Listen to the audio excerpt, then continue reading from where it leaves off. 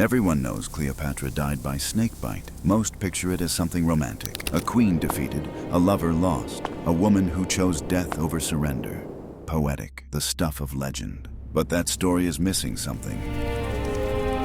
Cleopatra didn't fear death. She feared what came before it. She'd seen it happen to other queens. She knew exactly what Octavian had planned. When she pressed that asp to her skin, she wasn't choosing death over life. She was choosing death over what Roman victory meant for conquered queens. And that choice tells you everything about what really happened the night Rome's legions won. Roman conquest wasn't just about territory. It was about breaking spirits, erasing identities, making examples that would echo through generations. And for queens, for the women who dared rule, who commanded armies, who challenged Rome's dominance, the Romans had developed something systematic, something documented, something so brutal that even historians who recorded public crucifixions and mass executions struggled to find words. If you want to see how deep history's darkness goes, drop a comment with your city and country, because what you're about to hear, they don't show in Hollywood. Let me show you what Cleopatra knew, what she died to avoid, starting with a queen who didn't have that choice. Her name was Zenobia, and in 272 AD, she ruled an empire that made Rome nervous. She wasn't just a queen, she was a conqueror. She commanded armies, spoke multiple languages, rode into battle on horseback alongside her soldiers. And she didn't just defend her kingdom, she expanded it. Egypt fell to her forces. Parts of Asia Minor fell as well. Territories that had belonged to Rome for generations suddenly answered to a woman who called herself Augusta, a title reserved for Roman empresses. Rome didn't just hate her, they feared her, because Zenobia proved something dangerous, that Rome could be challenged, that Rome could lose, and worse, that a woman could be the one doing it. But empires don't tolerate challenges, and Emperor Aurelian was coming.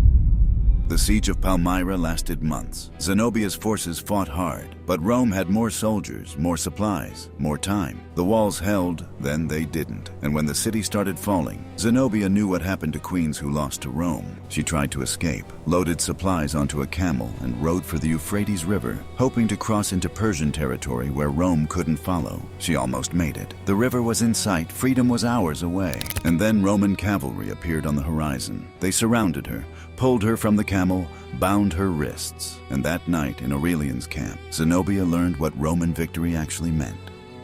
The tent was surrounded, not by guards protecting her, but by soldiers who wanted revenge. She could hear them outside, hundreds of voices, drunk, angry, describing in detail what they wanted to do to the queen who had killed 70,000 Romans, what they would do if Aurelian gave permission. Her daughters were in the tent with her, teenagers terrified, listening to the same voices, understanding the same threats. Officers came to Aurelian's tent that night. They had a question. The queen who murdered Roman soldiers, the woman who stole Roman territory, the Augusta who insulted Rome itself, what do we do with her? And some of those officers had suggestions, specific suggestions. They'd earned this, hadn't they? This was spoils of war. This was justice. Let the men have one night, just one, then she'd be broken enough for the triumph. Aurelian said no, not because of mercy, but because he needed her intact. He needed her beautiful. He needed Romans in the capital to see her walking in chains, conscious, aware, humiliated but not destroyed. Not yet. The destruction came later. The destruction was public, so he posted guards inside her tent, not to protect her,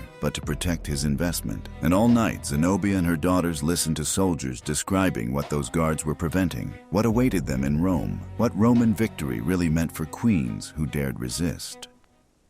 Dawn came. The voices didn't stop. The preparation began the next day. They shaved her head first, a Roman humiliation for captives. The hair that she'd worn in elaborate styles, the hair that marked her as royalty, gone. Then they stripped her of her royal garments, the silk from Persia, the gold from Egypt, the purple that proclaimed her status, all of it removed. They dressed her in a slave's tunic, coarse fabric, degrading. And then came the chains. Not iron chains, but golden chains, because Rome had a sense of irony. You wanted gold. You conquered for wealth? Here, wear it. 60 pounds of it. So heavy she couldn't lift her arms. So heavy she couldn't walk without help.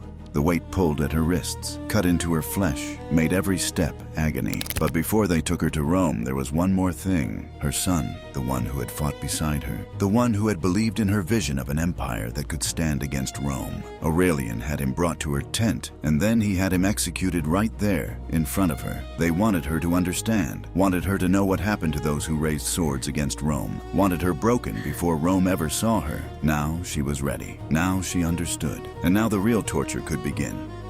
The journey to Rome took weeks. Zenobia walked in those golden chains, in summer heat, with no shade, no water unless Romans decided to give it. And every town they passed through, every village on the road, crowds gathered. Word had spread. The queen who challenged Rome, the woman who thought she could be Augusta. They threw things, rotten food, stones, worse. They shouted, called her whore, called her worse, described what they'd do if they could reach her. And Zenobia walked, because stopping meant being dragged, and being dragged meant more pain. Her daughters walked behind her, also in chains, also being pelted, also hearing the threats, the specific threats, the descriptions of brothels, the promises of what Roman men did to daughters of defeated queens. And finally, after weeks of this, they reached Rome. The triumph parade was scheduled, the greatest spectacle Rome could produce. Proof of Aurelian's victory. Proof that challenging Rome ended in chains. The parade begins at dawn. Zenobia stands at the starting point, those golden chains weighing her down, cutting deeper into flesh that's already scarred from weeks of wear. She can barely stand. Slaves have to hold the chains up so she doesn't collapse under the weight. The crowd roars. Thousands of Romans line the streets. They've been waiting for this. The queen who dared, the woman who thought she could be their equal. And now, look at her. The parade moves forward. Zenobia takes a step. The chains pull. She stumbles. The crowd laughs. They throw things. Rotten vegetables, feces, stones. One hits her face. Blood runs down her cheek. She keeps walking. Every few blocks, the parade stops. A senator steps forward, reads from a scroll, lists her crimes. Territory stolen, Romans killed, the audacity of calling herself Augusta. The crowd boos, screams, demands punishment, demands worse. And the soldiers who march alongside the parade, they're close enough to touch her, close enough to grab, and they do.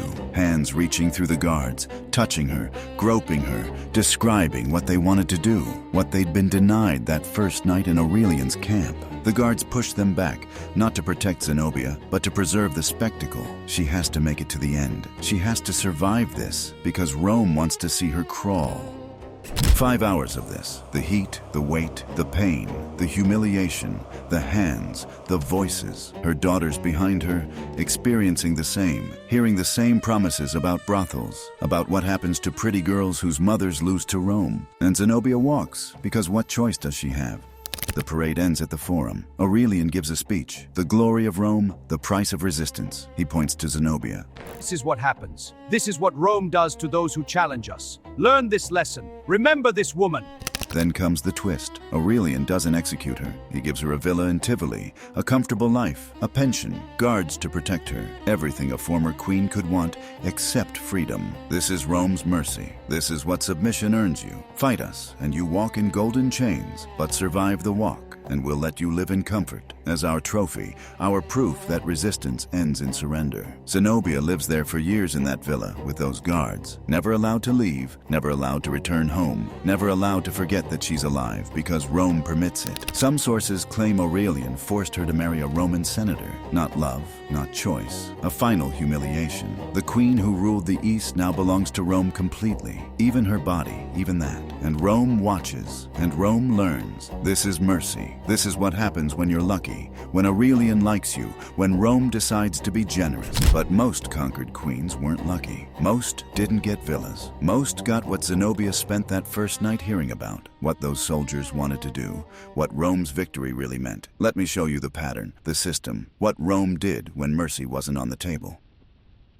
50 years before Zenobia, there was a man named Vercingetorix, Gallic leader who united the tribes and nearly defeated Julius Caesar, but nearly isn't a victory, and Caesar didn't accept anything less than total surrender. When Alesia fell, Caesar made his terms clear. Vercingetorix could surrender himself and spare his people, or watch everyone die. Vercingetorix chose surrender, walked out of that fortress in chains, thought he was saving lives. His wife thought so too, his children. They watched him go, believed Caesar's promise that surrender meant life. Caesar lied. The moment Vercingetorix was secured, Caesar's officers moved in, seized the family, separated them. The wife never saw her husband again. Didn't know he'd spend 6 years in a Roman prison before being strangled during Caesar's triumph. Didn't know because she'd already been distributed. That's the word they used. Distributed. Like supplies, like equipment. Defeated leaders' families were rewards for officers, payment for service, spoils of war. Vercingetorix's wife became the property of one of Caesar's commanders. Not a servant, not a slave in the household sense. A concubina captiva, a captive concubine, which meant exactly what it sounds like. She had no choice, no voice, no rights. That first night, still in the clothes she'd worn watching her husband surrender, she belonged to a Roman officer who'd earned her through conquest. And the children, separated, sold. Sons became slaves or gladiators. Daughters went to whoever paid. The family that Vercingetorix thought he'd saved by surrendering was erased within days. This wasn't cruelty. This was policy, standard practice, documented in Caesar's own writings. Matter of fact, no drama, just the business of empire. Defeated leaders' families were assets, distributed accordingly. But here's the thing. Rome didn't just do this after defeat. Sometimes they did it before, as a warning, as psychological warfare, to show what happened to those who resisted. Ask Boudica. Boudica was a British queen. Her husband had an arrangement with Rome, a client kingdom, autonomy in exchange for tribute. Then he died, and Rome decided they wanted more than tribute. They wanted the kingdom. Boudica refused. This was her land, her people, her daughter's inheritance. Rome had no right. Rome disagreed, and Rome sent soldiers to explain their disagreement. They came to her home. These weren't negotiators, these were enforcers, and they didn't come to talk. They flogged Boudica publicly, in front of her people, stripped her, beat her, made sure everyone watched, made sure everyone understood. This is what happens when you say no to Rome. But that wasn't the worst part. Her daughters, teenagers. Rome's soldiers took them right there, in front of Boudica, in front of her people, in front of everyone who needed to learn what Roman conquest meant. And they victimized them, both of them, not hidden, not quietly. This was a theater. This was a message. This is what happens to the daughters of queens who resist. This is what Rome does to those who think they have rights. Tacitus wrote about it specifically, documented it, because it was so horrific that even Romans who'd seen everything found it notable, found it worth recording. That's how bad it was. Boudica didn't start the rebellion because she wanted to. She started it because Rome had already done the worst thing imaginable. What was left to fear? What could Rome do that was worse than what they'd already done? So she burned them. 3 Roman cities, 70,000 Romans died. Londinium burned to ashes, and when she knew she'd lost, when the final battle turned against her, she didn't wait for capture. She took poison because she'd seen what capture meant, had experienced what Rome did to queens, had watched her daughters suffer it. Death was mercy compared to Roman victory, and Cleopatra knew all of this. Every story, every fate, every example. She knew about defeated leaders' families, about distribution, about what happened to women who fought Rome. And she knew what Octavian had planned for her specifically, because Octavian wasn't subtle. He wanted her for his triumph, wanted Rome to see Egypt's queen in chains, wanted to parade her the way Aurelian had paraded Zenobia. But there was more, because Cleopatra wasn't just a queen. She was the woman who'd seduced Julius Caesar, who'd seduced Mark Antony, who'd used her beauty and her body to manipulate Roman generals, or so the story went, so Roman propaganda claimed. And Octavian wanted to punish that too. The triumph he'd planned, the one Cleopatra would walk in chains, it wasn't just about Egypt. It was about humiliation, sexual humiliation. The whore of Caesar and Antony, displayed, possibly naked, definitely degraded. Rome's revenge for daring to use sexuality as power. And after the triumph, after the parade ended and the crowds went home, Octavian had plans for that too. She wouldn't be executed like male captives. She'd be kept, displayed, a permanent reminder, possibly forced into marriage, definitely controlled. Her body, her image, her everything, and her children. Caesarion, her son with Caesar, would die immediately. Too dangerous, a threat to Octavian's legitimacy. He'd be executed first, and Cleopatra would know, would watch, would understand. Her other children, the twins with Antony, would live, but as Romans, raised to forget Egypt, forced to deny their mother, their heritage, everything that made them who they were. Cleopatra looks at the asp, the snake coiled in the basket, the bite that will stop her heart, the death that will end the pain before it begins. She thinks about every queen who'd faced Roman victory and learned what it really meant. Death isn't defeat. Death is defiance. Death is the one thing Rome can't control, the one choice they can't take. She presses the snake to her skin, feels the bite, the venom, the numbness spreading, and she dies free, dies a queen, dies Egyptian, never walks in Octavian's triumph, never wears his chains, never becomes his trophy. Rome doesn't get her body, doesn't get her image, doesn't get the spectacle they wanted. All they get is a corpse, and you can't parade a corpse the same way. You can't humiliate the dead. Her choice proves everything, proves how bad it really was. Because Cleopatra wasn't weak, wasn't defeated, wasn't broken. She was strong enough to choose death, and she chose it instantly, without hesitation. That's how terrifying Roman victory was. That's what awaited conquered queens. That's the night they feared most. But Cleopatra at least heard the story secondhand. She learned from other women's suffering. Some queens didn't have that luxury. Arsinoe, Cleopatra's younger sister, walked in Caesar's triumph 30 years before Cleopatra died. She was 17, young, beautiful, terrified. Caesar paraded her through Rome in chains, in front of crowds who screamed insults, who threw things, who described what they wanted to do to her. But Caesar's triumph that year included other captives too, other queens, other noble women from conquered territories. And some of them, the ones who weren't valuable enough, who weren't famous enough, who weren't worth preserving for political reasons. Some of them got what the soldiers wanted. Arsinoe heard the screams, understood what was happening, knew she was lucky, that being Caesar's captive, being famous, being Cleopatra's sister, that's what saved her from the same fate. She was exiled to Ephesus instead, a temple, priestess duties, celibacy, which sounded like mercy after what she'd witnessed. But the sources say she never spoke again, never smiled, lived in that temple like a ghost, completely broken by what she'd seen, what she'd heard, what she'd almost experienced. Years later, Cleopatra had her assassinated, not cruelty, but strategy, because Arsinoe had walked in a Roman triumph, had been displayed, had been broken, which made her useful to Rome, a puppet queen who'd do anything to avoid being paraded again. Cleopatra learned from that, learned that even survival was trauma, that even mercy destroyed, that Roman victory broke you whether you lived or died, and some queens went through worse. Thus Nelda was a Germanic queen married to Arminius, the man who destroyed 3 Roman legions at Teutoburg Forest, Rome's greatest military disaster, Rome's shame. Rome wanted revenge, wanted Arminius, but they got Thusnelda instead. She was 7 months pregnant when they captured her, and Rome loved that detail, because it wasn't just her they'd conquered. It was her unborn child, too. The next generation, the bloodline. They paraded her pregnant, made her walk in chains, in her condition, through Rome's streets, with the crowds shouting about how even her baby belonged to Rome now, how nothing escaped, how complete their victory was. She gave birth in captivity, in chains, in a Roman prison, and they took the baby immediately, didn't let her hold him, didn't let her name him, took him and raised him as a Roman, as a gladiator, someone to die in the arena for Roman entertainment. She was forced to watch years later. Her son, the one she'd carried while walking in chains, fighting in the Colosseum, dying there, and she could never speak to him. Her husband, Arminius, was alive and free, fighting Rome from across the border, and he knew his wife was a prisoner, knew his son was being raised as a gladiator, but he could do nothing. That's psychological warfare,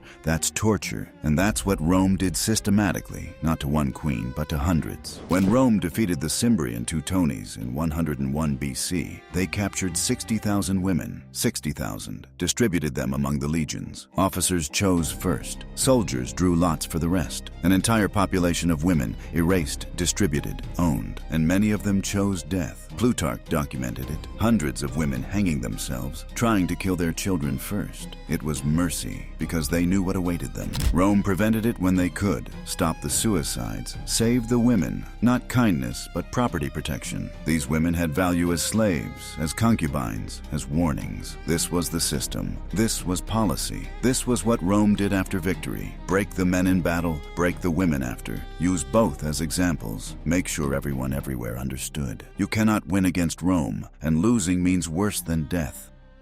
Zenobia got a villa because Aurelian needed propaganda. Vercingetorix's wife got distributed because Caesar didn't. Boudica's daughters got victimized because Rome wanted Britain terrified. Cleopatra got the choice to die because she moved fast enough. Arsinoe got trauma. Thus Nelda got her son stolen. The Cimbri women got erased. Different fates, same system, same empire, same message. Resist Rome and this is the night you'll fear. Not the battle, not the siege, not the defeat. The victory, Roman victory. When the fighting stops and the doors close and the chains come out and the soldiers remember everything you did to them, that's the night conquered queens feared most. And that fear, that knowledge, that understanding of what waited. That's why Cleopatra chose the snake. Because death was freedom, death was mercy, death was the only victory left. And if you understand that, if you understand why the most powerful queen in the ancient world looked at a snake and saw salvation, then you understand what Rome really was. Not marble and glory,